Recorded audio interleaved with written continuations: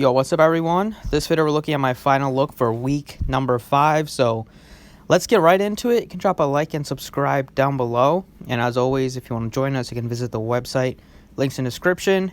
Yesterday on the Thursday night game, I cashed on Draftkings pretty easily. If you use the lineup that I actually went over, the first lineup that I made in yesterday's video and the showdown video, that's the same one I went with Cut by Captain and then with all the other studs.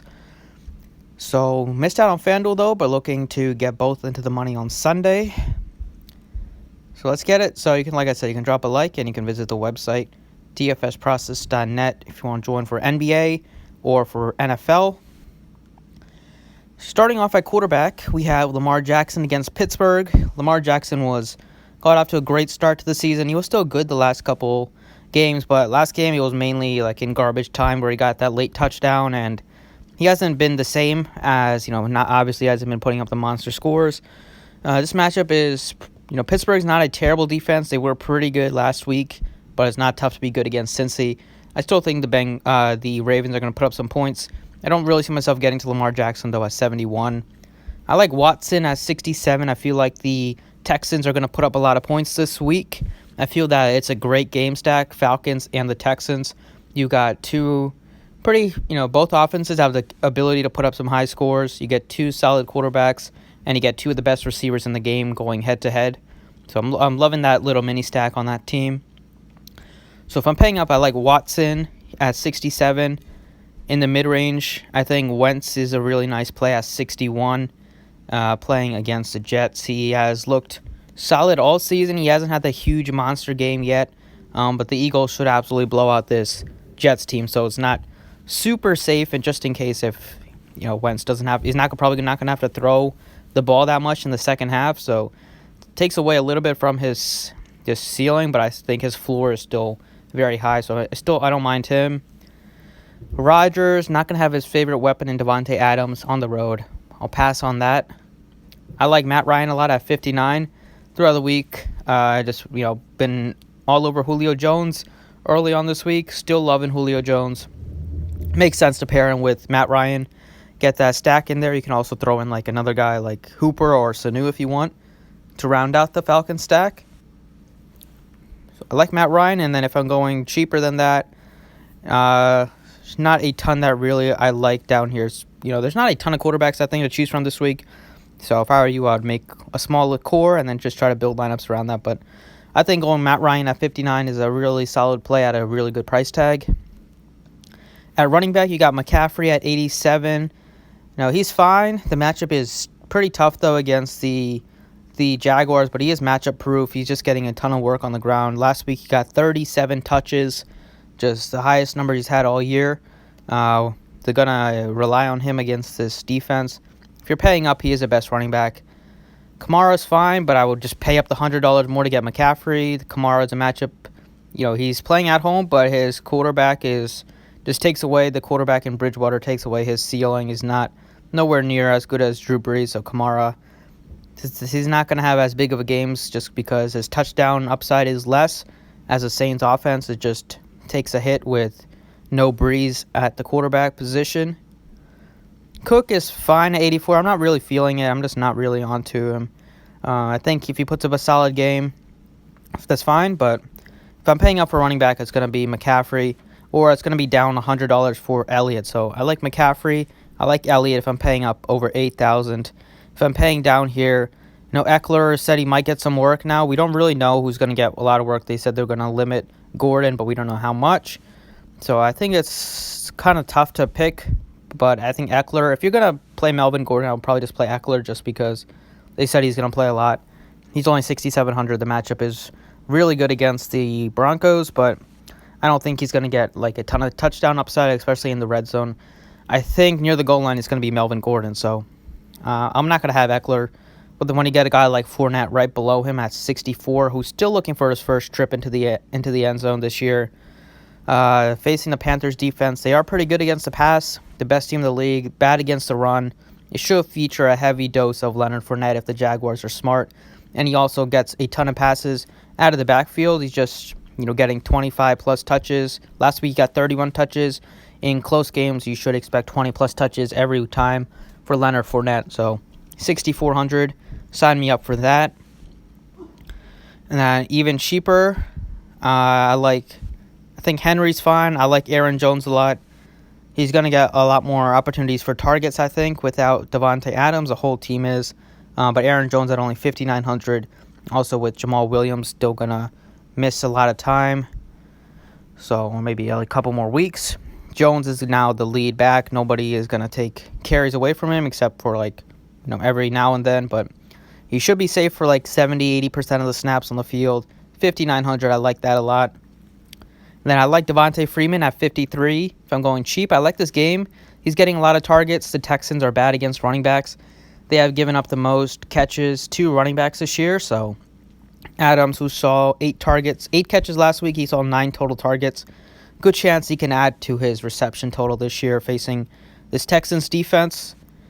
And then if you're going cheap, Ronald Jones the second, he's becoming the number 1 running back on the team very slowly, getting more and more carries from Dan Payne Barber.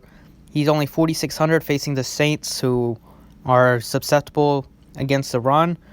I like that price tag at 46.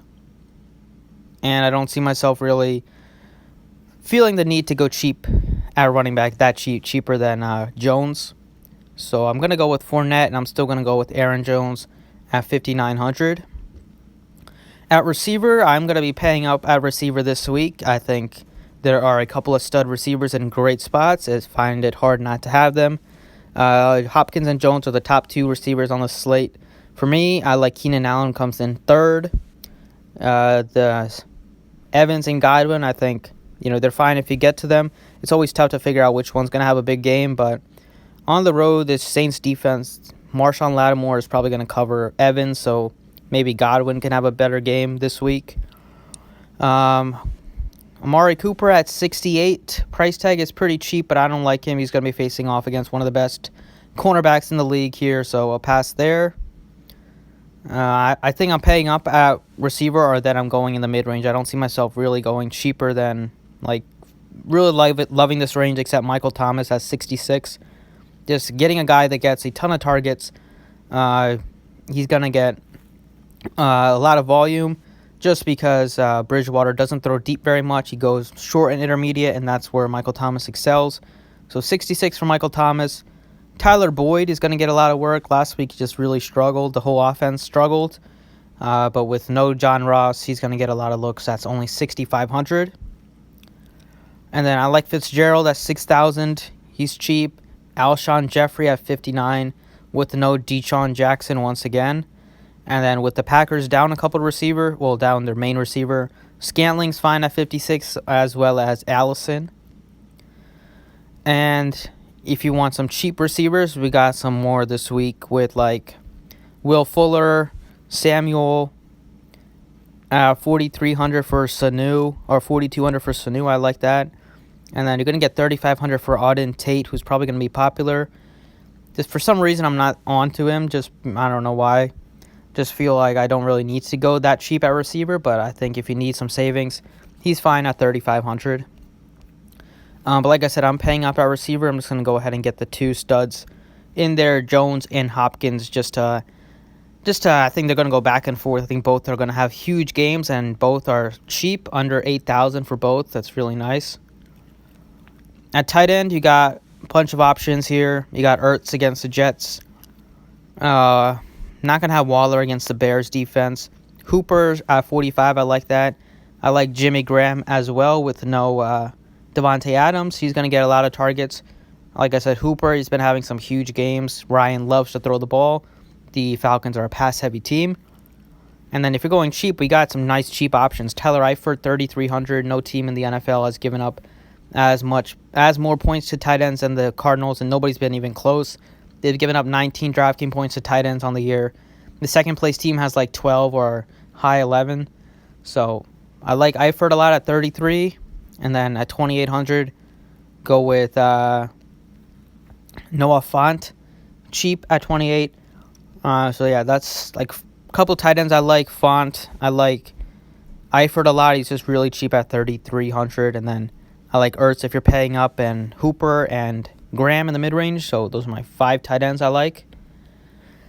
And at defense, we got The Patriots defense probably going to be super popular. They've looked really good. For some reason, I tweeted out that this could be the week where they do like nothing or they don't get the touchdown just because everybody's going to be paying out for them. We know Colt McCoy starting now. I don't know if that's a better thing or worse thing than Dwayne Haskins, the way Haskins looked last week. The Patriots are fine if you pay up for them.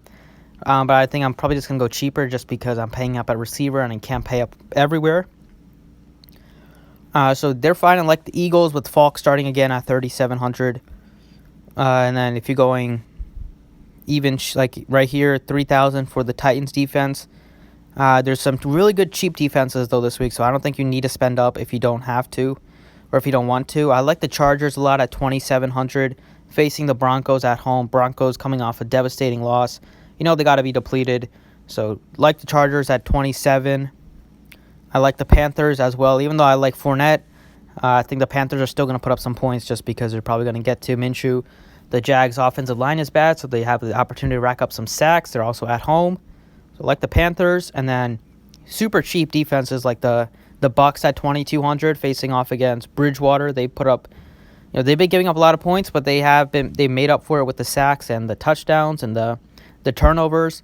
So they're a solid defense at 22, and then you also got the Steelers, who look good. The matchup is tough though, but they're at home, which is fine. So I don't think you need to pay up. You got these couple defenses right here that are so cheap. I think that's where I'm gonna try to go this week. Yeah, those are 5 plays I like, and then my 6th is I could give you guys another receiver. It's gonna be kind of tough just to pay up for everyone, but we got Sanu here. Instead of paying up all the way, we got Sanu at 4,200. So that's what I'm liking for this week. Thanks for watching. I appreciate it. And drop a like if you enjoyed, and good luck this week.